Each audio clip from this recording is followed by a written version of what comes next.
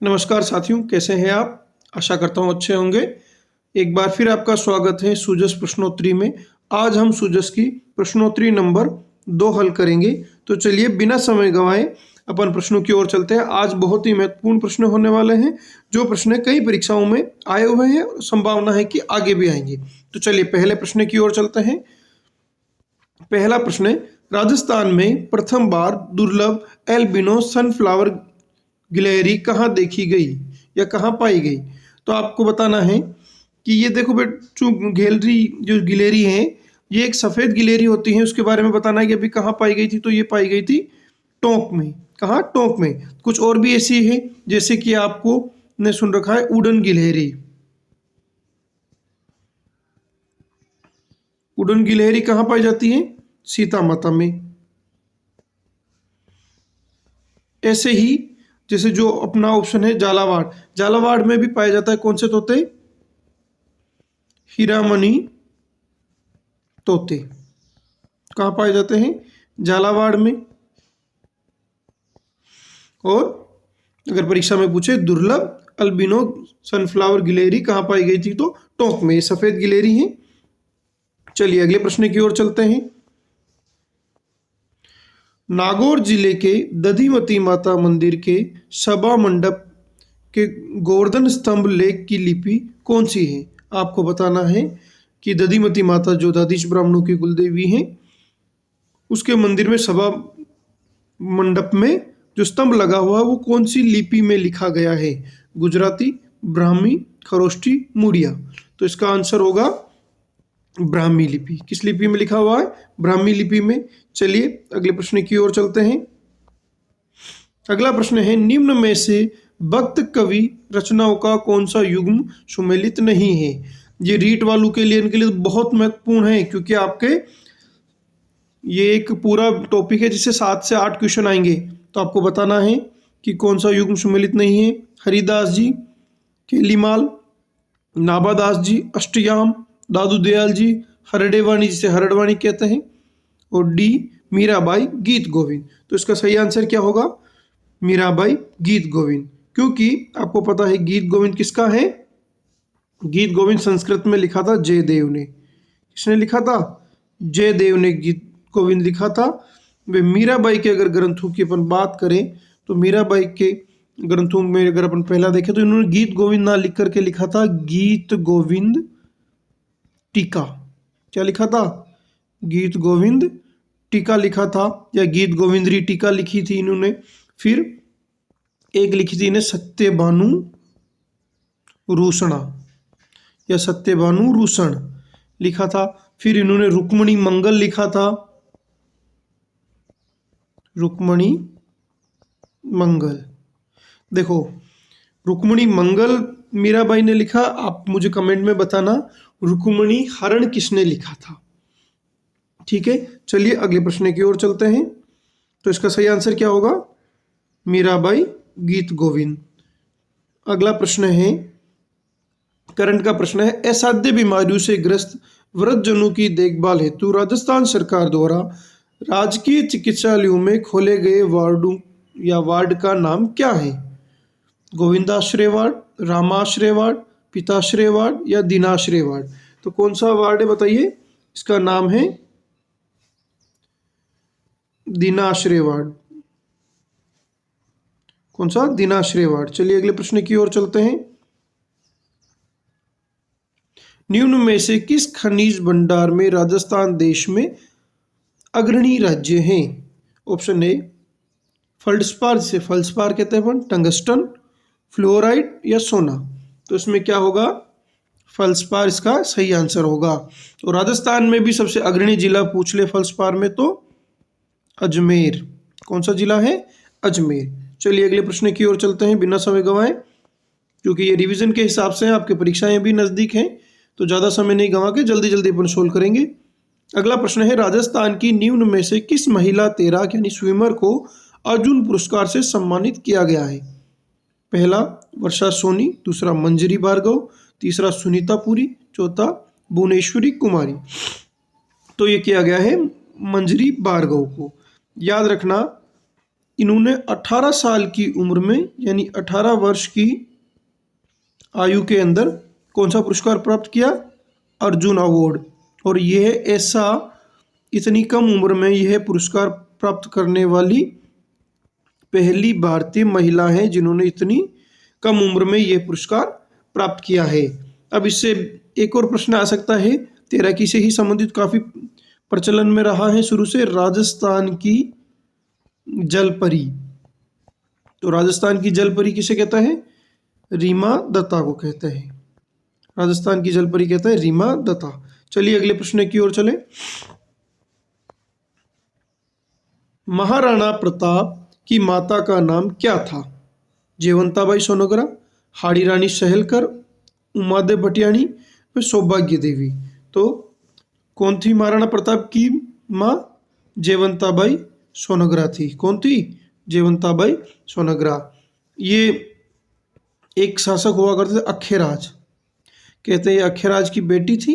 और किसकी पत्नी थी? तो जयवंताबाई किसकी पत्नी थी? उदय सिंह की पत्नी थी। वे महाराणा प्रताप की माँ थी। अच्छा चलिए, हाड़ी रानी सहल कंवर कौन थी?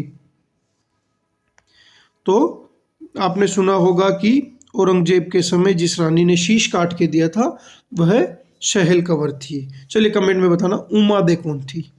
ठीक है ना, आपने पढ़ रखा है उमादे, तो आपको कमेंट में बताना है कि उमादे कौन थी। अगले प्रश्न की ओर चलते हैं। रोहिड़ा वृक्ष का वानस्पतिक नाम क्या है? बहुत ही इंपॉर्टेंट क्वेश्चन है, कई बार पूछा गया। अपन इनके विकल्पों सहित व्याख्या पर बात करेंगे। पहला है प्रोसोपिस सेनेरिया, टिकुमेला एंडुलिटा। अगला ऑप्शन है अजारिचा इंडिका, व चौथा ऑप्शन है स्लावाडोरा पेरेसिका। तो इसका क्या होगा सही आंसर? रोहिड़ा का बताना है तो टिकुमेला एंडुलिटा इसका सही आंसर होगा। ये किसका है? रोहिड़ा। अच्छा, प्रोसोपिस सेनेरिया किसका है? तो खेजड़ी का है। फिर अगला अजारिचा इंडिका किसका है? तो अजारिचा इंडिका है नीम का। किसका? नीम का। और स्लावाडोरा ये एक पौधा होता है जिसे टूथब्रश ट्री कहते हैं। टूथब्रश ट्री उसका वानस्पतिक नाम है। चलिए और कुछ वानस्पतिक नामों की बात करते हैं जो अरावली में पाए जाने वाले पौधों की है। ये अपन वो बात करेंगे जो सुजस में इसके साथ में दिए थे, मैंने साथ में ऐड किए हैं। देखिए अरावली वनस्पतियों में रोहिड़ा का हो गया, अपन ने देख लिया, टिकुमेला इंडुलिटा, फिर खेजड़ी का प्रोसोपिस सेनेरिया, फिर कुछ और आपको जो याद, जैसे कड़ाया। कड़ाया का जो वृक्ष होता है उसका परीक्षा में पूछा जा सकता है, तो लिख लीजिएगा आप स्टेरक्यूलिया यूरेनस। फिर कुछ और हैं उनकी बात कर लेते हैं, जैसे धोक। धोक का इंपॉर्टेंट है बच्चों, क्योंकि अपने राजस्थान में बहुत ज़्यादा धोक वन पाए जाते हैं। तो इसका क्या होगा? एनोगाइस पेंडुला। फिर एक और याद रखना तेंदू का, जिससे बीड़ी बनती है, तेंदू पत्ता जिसकी लकड़ी काली होती है, डायोस, क्या नाम होगा? डायोस्पेसरोस मेलानोलियस। ठीक है। फिर बात करते हैं खेर की, तो खेर का भी पूछा जा सकता है। सेनेगलिया केटूच, सेनेगलिया केटूच किसका होगा? खेर का। फिर कुछ और है बबूल।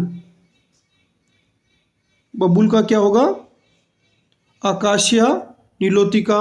अर्जुन का याद रखना है, वैसे अर्जुन के नाम के पीछे तो अर्जुन आ रहा है तो याद रह जाएगा, तो ये कहीं कॉपी में नोट डाउन कर लीजिएगा, क्योंकि अपन को रोहिड़ा का तो पूछते ही है। रोहिड़ा के अलावा खेजड़ी, फिर कड़ाया, धोक, तेंदू, खेर, बबूल व अर्जुन का भी याद रखना है। चलिए अगले प्रश्न की ओर चलते हैं। निम्न में से सांपों की कौन सी प्रजाति सामान्यतः राजस्थान में नहीं पाई जाती है? आपको बताना है कि कौन सी प्रजाति नहीं पाई जाती है। तो बताइए कौन सी प्रजाति नहीं पाई जाती। पहला ऑप्शन है इंडियन कैरेट, जिसे common krait, Russell viper, spectral cobra व बम्बू पिट वाइपर। तो अपने यहाँ कौन सा नहीं पाया जाता है? ये पिट वाइपर अपने यहाँ नहीं पाया जाता है।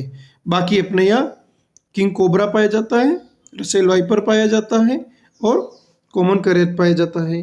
देखिए जो सांप होते हैं ना, इन सांपों में अलग अलग सांप में अलग अलग तरह का जहर होता है। जैसे अपन बात करें तो सांपों में मुख्यतः 3 प्रकार का जहर हो सकता है। ये जो पिट वाइपर है ये अपने यहाँ नहीं पाया जाता, ये पेड़ों पर रहने वाला सांप है और पेड़ों के कलर का ही होता है, यानी हरे कलर का ही होता है, ये अपने यहाँ नहीं पाया जाता है। अब जैसे विष की बात करें तो जहर और विष में भी फर्क है। जो प्राकृतिक तौर पे पाया जाता है उसे विष कहते हैं। क्या कहते हैं? विष या हाँ, जहर नहीं कह के विष कहेंगे। विष 3 प्रकार का हो सकता है सांपों के अंदर। पहला हो सकता है न्यूरोटॉक्सिक। कौन सा? न्यूरोटॉक्सिक, यानी जो तंत्रिका तंत्र को प्रभावित करे, जैसे अपना कॉमन करेत होता है उसमें पाया जाता है ये वाला। फिर दूसरा हो सकता है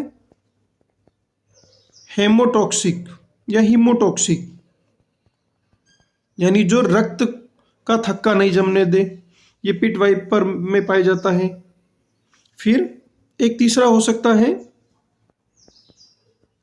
साइटोटॉक्सिक। ये 3 प्रकार के जहर ऐसे हैं जो सांपों में मुख्यतः पाए जाते हैं। तो याद रखना, अपने यहाँ कौन सा नहीं पाया जाता है? बेम्बो पिट वाइपर अपने यहाँ नहीं पाया जाता, बाकी कॉमन करेत पाया जाता है, रसेल वाइपर पाया जाता है और स्पेक्ट्रल कोबरा यानी चितकबरा कोबरा पाया जाता है। तो आजकल बहुत ज़्यादा चल रहा है, लोग वीडियो देख देख के सांप पकड़ने लग जाते हैं। तो सांप नहीं पकड़ना है ऐसे बिना जानकारी के, नहीं तो जान पे बन सकती है। चित्तौड़ में भी एक बच्चे को कॉमन करेत ने काटा था, बाऊजी बाऊजी करके वो पकड़ के ले जा रहे थे और काटने से उसकी मृत्यु हो गई। तो ऐसा अपन को नहीं करना है। चलिए अगले प्रश्न की ओर चलते हैं। जिला खनिज प्रतिष्ठान न्यास यानी DMFT, बहुत सारे सरकारी काम होते हैं इस फंड से। निधि का उपयोग निम्न में से किस कार्य हेतु नहीं किया जा सकता? पहला स्वास्थ्य देखभाल, दूसरा पर्यावरण संरक्षण, तीसरा वृद्ध व निःसज्जन कल्याण, चौथा सामाजिक सुरक्षा पेंशन।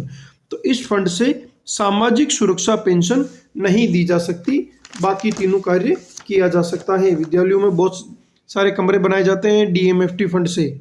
चलिए अगले प्रश्न की ओर चलते हैं। निम्न में से राजस्थान के किस जिले में तहसीलों की संख्या सबसे कम है? तो बात करते हैं विकल्पों की। सलूम्बर, डी सिरोही, बालोतरा। 4 में से 3 नए जिले बने हैं वो हैं। तो बताइए किस में सबसे कम है? तो सलूम्बर में सबसे कम तहसीलें हैं। चलो आपको एक प्रश्न देता हूँ, कमेंट में बताना कि अभी जो ग्राम पंचायतों का पुनर्गठन हुआ था वो पुनर्गठन के हिसाब से किस जिले में सबसे ज़्यादा ग्राम पंचायतें बनी हैं, नई ग्राम पंचायतें। चलिए अगले प्रश्न की ओर चलते हैं बिना समय गंवाए। 12वां प्रश्न, निम्न में से किस राजस्थानी उत्पाद को GI टैग नहीं मिला, यानी भौगोलिक संकेतक जो होता है वो नहीं मिला? पहला बीकानेर उस्ता कला, बीकानेरी भुजिया, सोजत मेहंदी, शेखावाटी बंदेज। तो किसको नहीं मिला? शेखावाटी बंदेज को नहीं मिला। अब किन किन को मिला है उनकी भी थोड़ी बात कर लेते हैं। जैसे अपने यहाँ बगरू प्रिंट को GI टैग मिला हुआ है, ब्लू पोट्री को मिला हुआ है, फिर कोटा डोरिया को मिला हुआ है,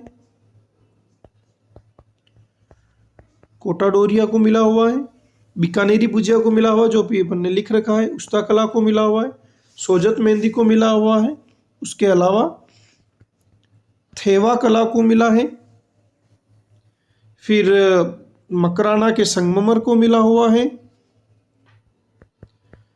और उसके अलावा अभी लेटेस्ट मिला था सांगरी को मिला है, फिर पिछवाई को मिला है, और एक पान मेथी की भी बात चल रही थी उसको मिला है। चलिए अगले प्रश्न की ओर चलते हैं। यहूदियों का पूजा स्थल बदखबाद राजस्थान के किस नगर में है? यहूदी यानी जो अभी फिलिस्तीन और उनके बीच में युद्ध चल रहा था यहूदियों के बीच में, तो उनका पूजा स्थल राजस्थान में किस जगह पर है? उदयपुर, जयपुर, फलौदी, पुष्कर। तो यह है पुष्कर, यानी अजमेर जिले में है। ये एक वर्ष में 8 माह तो खुला रहता है एवं गर्मी के समय 4 माह के लिए बंद हो जाता है। चलिए अगले प्रश्न की ओर चलते हैं। जयपुर पुलिस द्वारा नौकर, किराएदार, के ऑनलाइन सत्यापन हेतु जारी किए गए मोबाइल ऐप का नाम क्या है? पहला विकल्प दृष्टि, दूसरा नज़र, तीसरा आँख, चौथा चक्षु। यानी कि लगभग नज़र व आँख के पर्यायवाची ही है, तो इसका होगा क्या? नज़र। क्या नाम रखा गया? नज़र नाम रखा गया है। यानी कि कोई किराएदार या नौकर रखते हैं तो उनका ऑनलाइन सत्यापन करवाना होगा, इस ऐप से आप करवा सकते हैं। अगले प्रश्न की ओर चलते हैं। निम्न में से किस राजस्थानी विभूति पर डाक टिकट जारी नहीं हुआ है? पहला माघ, मीराबाई, कन्हैयालाल सेठिया, अलाहाजीला बाई। तो इसका आंसर होगा कन्हैयालाल सेठिया के ऊपर कोई डाक टिकट जारी नहीं हुआ है। चलिए अगले प्रश्न की ओर चलते हैं। राजस्थान में राजकीय आयुर्वेद रसायनशालाओं की संख्या कितनी है? विकल्प पे चलते हैं। 5, 6, 7, 8। तो कितनी है? कुल 5 रसायनशालाएं हैं। 5 रसायनशालाएं कहाँ कहाँ हैं? पहली है अजमेर में, फिर दूसरी जोधपुर में है, जोधपुर के बाद उदयपुर में भी है एक, फिर एक भरतपुर में है, और लास्ट जो 5वीं है वो है केलवाड़ा में। बताइए केलवाड़ा कहाँ है? केलवाड़ा बारां में है। तो परीक्षा में पूछा जाए कि राजकीय आयुर्वेद रसायनशालाओं की संख्या कितनी है, तो 5, और कहाँ कहाँ है? तो अजमेर, जोधपुर, उदयपुर, भरतपुर व केलवाड़ा। चलिए अगले प्रश्न की ओर चलते हैं। मुख्यमंत्री मंगला पशु बीमा योजना में किन पशुओं का बीमा कवरेज नहीं किया जा सकता? आपको बताना है कि मुख्यमंत्री मंगला पशु बीमा योजना जो चल रही है उसके तहत किन पशुओं को कवर नहीं किया गया, यानी किन का बीमा नहीं किया जा सकता। तो बताइए, पहला ऑप्शन गाय भैंस जो दुधारू हैं, भेड़ बकरी मादा यानी उसमें नर नहीं, ऊंट व गधे घोड़े। तो किसका नहीं किया जा सकता है? इसमें गधे व घोड़े का नहीं किया जा सकता है। तो सही आंसर क्या होगा? गधे घोड़े। देखिए इसमें जब ये शुरू हुई तब इसमें प्रथम बार में 5-5 लाख दुधारू गाय व भैंस के बीमे किए गए। कितने? 5-5 लाख पशुओं के किए गए थे। फिर 5-5 लाख मादा भेड़ व बकरी के किए गए थे। फिर ऊँटों के कितने किए थे? 1 लाख ऊँट के बीमा किए गए थे। ठीक है, इस योजना में सरकार ने कुल 400 करोड़ रुपए व्यय किए थे। कितने? 400 करोड़ रुपए व्यय किए थे। अब इसमें क्या होता है? राज्य के गाय भैंस भेड़ बकरी में ऊँट पालक जो होते हैं उनके परिवारों को पशुधन पर रिस्क कवर दिया जाता है। अब कितना रिस्क कवर दिया जाता है ये भी ध्यान रखना है, परीक्षाओं में पूछ सकते हैं।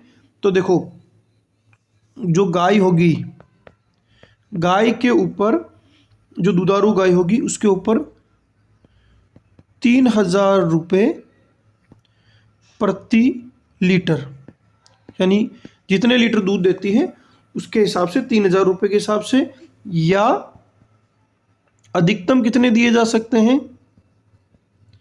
तो 40,000 रुपये एक गाय के अधिकतम दिए जा सकते हैं। फिर अगर भैंस की बात करें, दूध देने वाली भैंस की, तो इसके ऊपर क्या होगा? 4,000 रुपये प्रति लीटर के हिसाब से, या 40,000 रुपये अधिकतम दिए जा सकते हैं अगर कोई भैंस मर जाती है तो। फिर बकरी में वैसे बकरी से नाम भी पता चल रहा है कि मादा है, बकरा नहीं है, इसमें अधिकतम 4,000 रुपये अधिकतम दिए जा सकते हैं। फिर भेड़ में भी मादा भेड़ के लिए अधिकतम 4,000 रुपये दिए जा सकते हैं। फिर ऊँट में अधिकतम 40,000 रुपये किसी भी एक ऊँट के लिए दिए जा सकते हैं। अब ये निर्धारित कौन करता है? अलग अलग प्रकार की पशु चिकित्सक का निर्णय इसमें अंतिम हो वे सर्वमान्य होता है। वो बताता है कि ये जानवर इतने का है, उतनी रेट मानी जाती है। तो याद रखना है कि मुख्यमंत्री मंगला पशु बीमा योजना में गधे व घोड़े सम्मिलित नहीं है। चलिए अगले प्रश्न की ओर चलते हैं। Amrita Devi indigenous plant museum कहाँ बनाया गया है? देखो इसका मतलब होता है स्वदेशी या देसी। क्या हो सकता है इसका मतलब? देसी या स्वदेशी। ठीक है, तो ये कहाँ बनाया जा रहा है? मेनार उदयपुर, देवमली ब्यावर, खींचन जोधपुर, खेजड़ली जोधपुर, खींचन फलोदी। तो कहाँ बनाया जा रहा है? खेजड़ली जोधपुर में बनाया जा रहा है। देखो मेनार का याद रखना है, मेनार क्या है? अब एक रामसर साइड है। फिर देवमाली देवनारायण जी से संबंधित। खींचन भी एक क्या है? रामसर साइड है। रामसर साइड ध्यान रखनी है। एक तो अपने यहाँ सांबर है, केवला देव है, फिर मेनार है, वे खींचन है। ये क्या है? रामसर साइड है। और खेजड़ली किसके लिए? अमृता देवी बिश्नोई के लिए प्रसिद्ध रहा है। 363 महिला पुरुषों के साथ इन्होंने अपने प्राण न्यौछावर किए थे। तो इसका सही आंसर क्या हो गया? खेजड़ली जोधपुर में बनाया जा रहा है। चलिए अगले प्रश्न की ओर चलते हैं। हाल ही में तंजानिया में स्थित माउंट किलिमंजारो चोटी फतेह करने का कीर्तिमान किसने हासिल किया है? तंजानिया में माउंट किलिमंजारो है, वो किसने फतेह करी है? तो बताइए। राकेश बिश्नोई, दीपिका सिंह राठौड़, पूनम कंवर, गीता सामोत। तो किसने करी? दीपिका सिंह राठौड़ ने किलिमंजारो की चोटी फतेह करी है। जो रीट वाले के एक टोपी लगता है ना, पृथ्वी के प्रमुख स्थल रूप, तो उसके लिए आपको मेरा सुझाव रहेगा L1 वालों के लिए कि आप सबसे ऊंची चोटियां पढ़ ले। एक तो फिर महाद्वीप का पता होना चाहिए आपको, और महासागर व सबसे गहरे ग्रत, ये पढ़ ले। एक पेज का काम है, लगभग आपका काम हो जाएगा। रीट मेंस में एक क्वेश्चन आएगा और इससे आ जाएगा। चलिए अगले प्रश्न की ओर चलते हैं। टाइगर मैन ऑफ इंडिया के नाम से किसे जाना जाता है? पहला डॉक्टर कैलाश शाकला, दूसरा मुकुल वासनिक, तीसरा अपूर्व कृष्ण श्रीवास्तव, चौथा विजय शर्मा। तो इसका आंसर क्या होगा? सबको पता है कि इसका आंसर होगा पद्मश्री कैलाश शाकला, जिनके प्रयास से क्या चला था? टाइगर प्रोजेक्ट चला था। कब चला था कोई बताएगा? टाइगर प्रोजेक्ट कितनी बार परीक्षाओं में पूछा गया है। तो ये चला था 1 अप्रैल 1973 को चला था टाइगर प्रोजेक्ट। तो tiger man of India doctor Kailash Sankhala ji ने पद्मश्री मिला था। चलिए अगले प्रश्न की ओर चलते हैं। बस प्रश्नों का अंत है अब। लास्ट प्रश्न है या नहीं, शायद इसके बाद एक प्रश्न और होगा। राजहंस किस जिले का वन्य जीव शुभंकर है? आपको सभी जिलों के वन्य जीव शुभंकर याद होने चाहिए, परीक्षाओं में पूछ सकते हैं। तो राजहंस किसका है बताइए? हनुमानगढ़, नागौर, बारा, भीलवाड़ा। तो किसका है? नागौर का है। तो सर हनुमानगढ़ का क्या होगा? हनुमानगढ़ का होगा छोटा किलकिल। बारा का क्या होगा? बारा का मगरमच्छ। क्या होगा? मगरमच्छ। भीलवाड़ा का मोर। तो चलिए मोर भीलवाड़ा का है, तो आपको बताना है खड़मोर कहाँ का है। ठीक है, आपको कमेंट में बताना है खड़मोर कहाँ का है। चलिए अगले प्रश्न की ओर चलते हैं। राजस्थान वन विभाग द्वारा ऑपरेशन सिंदूर में शामिल सैन्य कर्मियों के सम्मान में नवजात गोंडा वर्ण के चूजू का नाम क्या रखा गया? पहला ऑप्शन है सिंदूर व सोफिया, व्योम व मिश्री, तीसरा अभिनंदन व मोहना, चौथा ए और बी दोनों। तो इसका सही क्या होगा? ए व बी दोनों, क्योंकि इसके नाम रखे गए तो एक तो सिंदूर, सोफिया, व्योम, मिश्री, और एक नाम और था, वो है एटम। क्या है? एटम। ये 5 नाम रखे गए थे। चलिए आज के लास्ट प्रश्न की ओर चलते हैं, बस इसके बाद खत्म है। राज्य स्तरीय वन महोत्सव में अमृता देवी बिश्नोई स्मृति पुरस्कार से किसे सम्मानित किया गया? बहुत इंपॉर्टेंट प्रश्न है, परीक्षा में आ सकता है। इसके बारे में आपको सब पता होना चाहिए कि किस किस श्रेणी में दिया जाता है, कितना कितना दिया जाता है, प्रथम बार किसे दिया गया था। अभी हमें बताना है कि राज्य स्तरीय वन महोत्सव में इस बार का किसे दिया गया था। तो पहला विकल्प मुकुटमणि राज, दूसरा डॉक्टर गौरीशंकर शर्मा, भोगीलाल पाटीदार, पूनमचंद गोदारा। तो देखिए आपको पता है कि ये वन व वन्य जीव संरक्षण के लिए दिया जाता है। तो भोगीलाल पाटीदार वन्य जीव संरक्षण का काम करते हैं क्या? अरे भोगीलाल पाटीदार नहीं ना, ये तो लेखक है। अरे याद हो तो इन्हें कौन सा मिला था? बाल साहित्य पुरस्कार 2025 का मिला था इनको। तो ये पुरस्कार मिला किसे? डॉक्टर गौरीशंकर शर्मा को। चलिए एक बार इसकी बात कर लेते, फिर भोगीलाल पाटीदार व पूनमचंद गोदारा इनकी भी बात करेंगे। तो डॉक्टर गौरीलाल शर्मा को पशुओं के निःशुल्क इलाज व इसके लिए ये दिया गया था। अब ये पुरस्कार 2-3 श्रेणियों में मिलता है। जैसे पहला मिलता है कि भाई वन विकास व संरक्षण के लिए किसी संस्था को मिल रहा है। किसको? संस्था हो गया, कोई क्लब हो गया, तो उसको मिलेगा 1 लाख रुपए। कितने? 1 लाख रुपए। फिर दूसरा मिलता है व्यक्तिगत तौर पे ही अगर किसी को वन विकास के लिए मिल रहा है, वन विकास व संरक्षण के लिए यानी संस्था को मिल रहा है तो 1 लाख देंगे। किसी व्यक्ति को मिल रहा है तो 50,000 देंगे। फिर इसी में वन्य जीव संरक्षण के लिए जो मिलता है, किसके लिए? वन्य जीव संरक्षण के लिए जो मिलता है उसमें भी कितने मिलते हैं? 50,000 मिलते हैं। तो इस बार डॉक्टर गौरी शंकर शर्मा को यानी इनको कितने मिले होंगे? 50,000। अब याद रखना कि पहला किसे मिला था, कई बार परीक्षाओं में पूछा गया है। तो ये मिला था गंगाराम बिश्नोई को मिला था। किसको? गंगाराम बिश्नोई को मिला था। कब? 2001 में मिला था। कब? 2001 में गंगाराम बिश्नोई को मिला था। चलिए बाकी की बात करते हैं, जैसे कि विकल्पों में दे रखे हैं। तो याद रखना है, मोस्ट है, पक्का परीक्षाओं में आएगा। रीट में मैं अभी जो इस प्रश्न में जो आपको बताने वाला हूँ, गारंटी 100% गारंटी है कि इस रीट के पेपर में आपको देखने को मिलेगा। पहला भोगीलाल पाटीदार। भोगीलाल पाटीदार को क्या मिला था? बाल साहित्य पुरस्कार।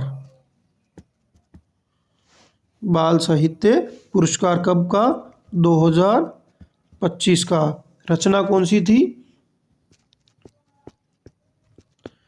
पखेरुनी पीड़ा। पखेरुनी पीड़ा क्या है? ये याद रखना, ये नाटक है। पखेरुनी पीड़ा नाटक है। फिर अगर बात करें पूनमचंद गोदारा, इन्हें मिला था साहित्य अकादमी युवा पुरस्कार इस साल का, 2025 का। मैं आपको 24 वाले भी बता दूंगा। पूनमचंद गोदारा को जो मिला था, जो गोदारा है उनकी एक कविता संग्रह है अंतस्रे आंगणे। याद रखना, पक्का मैं बोल रहा हूँ आज की ये परीक्षा में आएगा और रीट वालों के 100% आएगा, जो मैं भी ये लास्ट 2 मिनट में पढ़ा रहा हूँ। ये क्या है? कविता संग्रह है। ठीक है, पूनमचंद गोदारा। अब इसके अलावा और बात करें 2025 के ही, जैसे युवा पुरस्कार अलग अलग भाषाओं में मिलता है। तो युवा पुरस्कार हिंदी के लिए जो मिला था, किसके लिए? हिंदी के लिए। वो मिला था पार्वती को। किसको? पार्वती तर्की। पार्वती तर्की को किसके लिए मिला था? इनकी कविता थी फिर उगना। किसके लिए? फिर उगना के लिए मिला था। अंग्रेजी के लिए अद्वैत कोठारी को मिला था। चलिए अब ये तो हो गए 2025 वाले। अब मैं आपको कुछ और बता देता हूँ जो और आ सकते हैं। जैसे आपके विकल्प है ना, मुकुटमणिराज। तो देखो मुकुटमणिराज को भी मिला था। मुकुटमणिराज को राजस्थानी भाषा, या पूरा लिख दूं मैं इसे, राजस्थानी भाषा के लिए इनको मिला था मुकुटमणिराज को।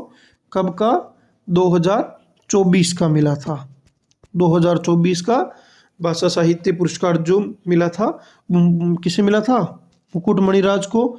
और इनकी रचना थी गांव और अम्मा। कौन सी थी? गांव और अम्मा। ये क्या था? ये है कविता संग्रह था। क्या था? कविता संग्रह था। फिर 2024 के ही पुरस्कारों में और बात करें, क्योंकि पिछली रीड में भी पूछा गया था, तो 2024 का बाल साहित्य जो मिला था, 2024 का बाल साहित्य किसे मिला था, जो भी भोगीलाल पाटीदार को मिला था, वो 2024 में मिला था प्रहलाद सिंह जोरड़ा को मिला था। बीकानेर का था प्रहलाद सिंह जोरड़ा, और इसकी रचना कौन सी थी, मारी ढाणी। किसके लिए, मारी ढाणी। ये भी कविता संग्रह था, तो ज़्यादातर तो कविता संग्रह है, बस भोगीलाल पाटीदार का क्या था, नाटक था। अब और बात करें, इसी समय राजस्थानी में जो मिला था, ठीक है, जैसे बाल साहित्य तो प्रहलाद सिंह जोरड़ा को मिल गया, इस समय राजस्थानी का जो मिला था युवा साहित्य पुरस्कार, क्योंकि 3 तरह के मिलते हैं इसमें, एक तो सामान्य जो मिलता है, फिर मिलता है युवा साहित्य और एक बाल साहित्य। तो युवा साहित्य 2024 का मिला था सोनाली सुथार को। किसको, सोनाली सुथार। और सोनाली सुथार को किसके लिए मिला था, इनको मिला था सूद शोधन जग अंगनाई। सूद शोधन जग अंगनाई के लिए इनको मिला था। ये क्या था, ये भी कविता संग्रह था। उसी प्रकार 2024 का केंद्रीय साहित्य अकादमी पुरस्कार मिला था डॉक्टर गज सिंह राजपुरोहित को पलकती प्रीत के लिए। युवा साहित्य पुरस्कार मिला था देवीलाल महिया को अंतसरो ओल्यू के लिए, और बाल साहित्य मिला था 23 का किरण बादल के लिए पलकती प्रीत के लिए। तो ये आप इन लोगों ने लिख लिए होंगे, और पक्का ये जो पुरस्कार है इसमें से एक प्रश्न आपको देखने को मिलेगा। आशा करता हूँ आज की क्लास आपके लिए उपयोगी रही होगी। इन 23 प्रश्नों में लगभग अपन ने 60 से 70 प्रश्नों की चर्चा करी है, वे पक्का इनमें से प्रश्न रीट में आएंगे। ठीक है, धन्यवाद। अगर आपको वीडियो अच्छा लगा हो तो लाइक करें और अपने साथियों के साथ साझा करें। Thank you.